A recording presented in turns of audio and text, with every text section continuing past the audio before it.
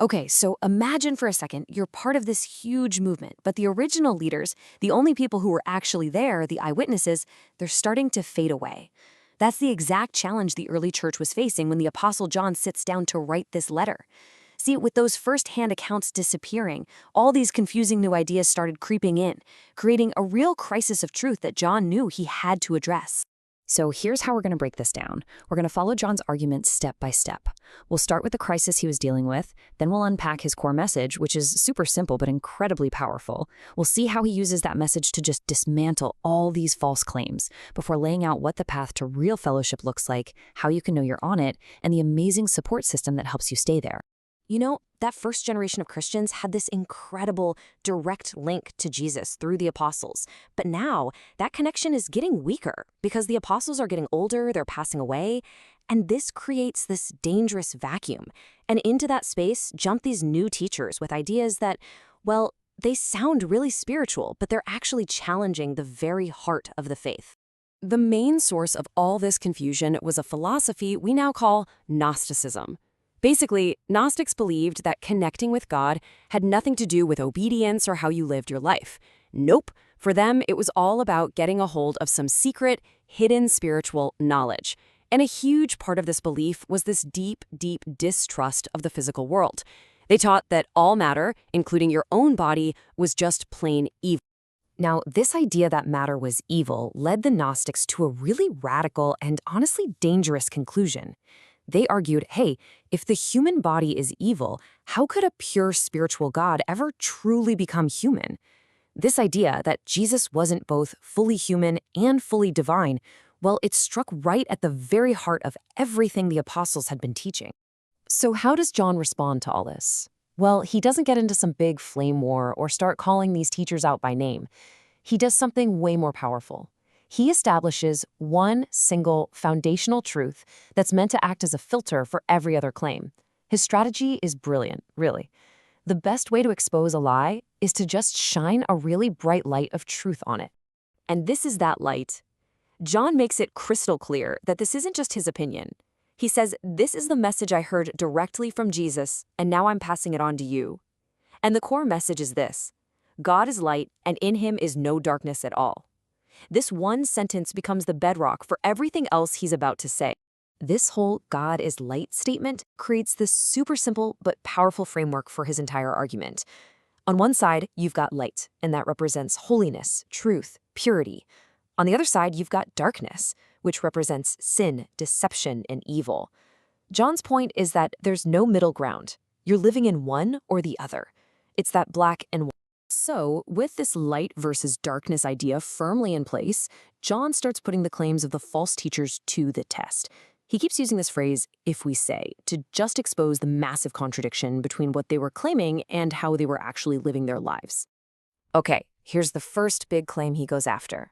These teachers were saying, oh yeah, we have fellowship with God, we're tight with him, but at the exact same time, their lifestyle, their actions, their walk, it was all in darkness. They were basically teaching that it was okay to do wrong things because it wouldn't mess up your spirituality. Then you get to the second claim, and things get even more extreme. Here, they're not just saying their actions don't matter. They're claiming they have no sin at all. This isn't just about what they do. It's a denial of their fundamental nature. It's like they're saying they've reached such a high level of spiritual knowledge that sin just isn't a problem for them anymore. And the third claim is maybe the most personal. It's not just denying sin in general, but denying that they have ever personally committed a sin. This is a direct attack on God's truthfulness, since God's already made it clear that everyone falls short. And for each of these claims, John gives a really blunt reality check. You claim you have fellowship with God, but you're living in sin? John says, you're lying and not living by the truth. You claim to be without sin? You're just fooling yourself. And if you claim you have never sinned, well, you're not just wrong, you're actually calling God a liar. So after exposing all these contradictions, John doesn't just leave everybody there. He makes this great pivot from what's wrong to what's right. He explains the practical, active path to getting the true fellowship that these false teachers were only pretending to have. So what does the right path look like? Well, it starts with actively walking in the light, making your life line up with God's truth. And it's this genuine walk that actually creates true fellowship, both with God and with other believers. But this path requires honesty, right? And that means acknowledging and confessing your sin, not denying it. Because according to John, it's only when we do that that we get to experience the cleansing from sin that comes through Jesus Christ. But John goes even deeper. He argues that true faith isn't just some internal feeling or something you say you have. There has to be real, external, observable evidence.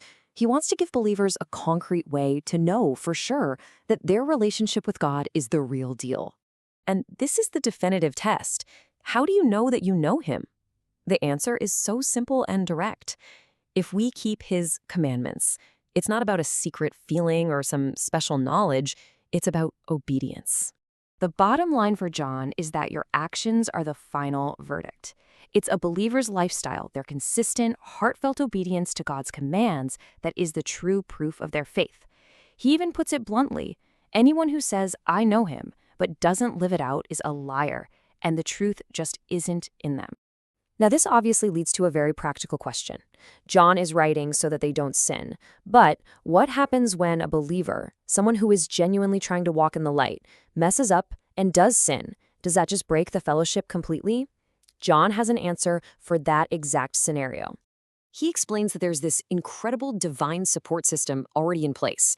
When a believer sins, Jesus steps in to fill two absolutely critical roles that make sure the relationship with God can be maintained and restored. First, Jesus is our advocate. Just think of this like a divine defense attorney or a counselor who is called right to your side. He intercedes for you, speaking to the Father on your behalf. He is the righteous one, standing right there between the sinner and the Father. Second, He is the propitiation. I know it's a big, complicated word, but it just means He's the atoning sacrifice that completely and totally satisfies the consequences of sin. Think of it like this. The advocate restores the relationship, but the propitiation deals with the root problem of the sin itself. It clears the debt completely. All right, let's bring it all together. John just completely dismantles this knowledge-only faith by insisting that true fellowship means walking in the light. And this requires us to be honest with ourselves and acknowledge our sin, not pretend it doesn't exist. The ultimate proof of our faith, then, isn't what we say, but how we live, a life of obedience.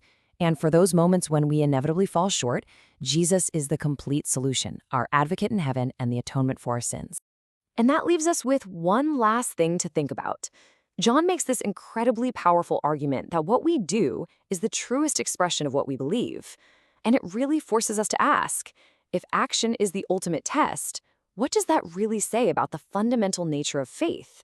Is it a feeling, a statement, or is it a way of life?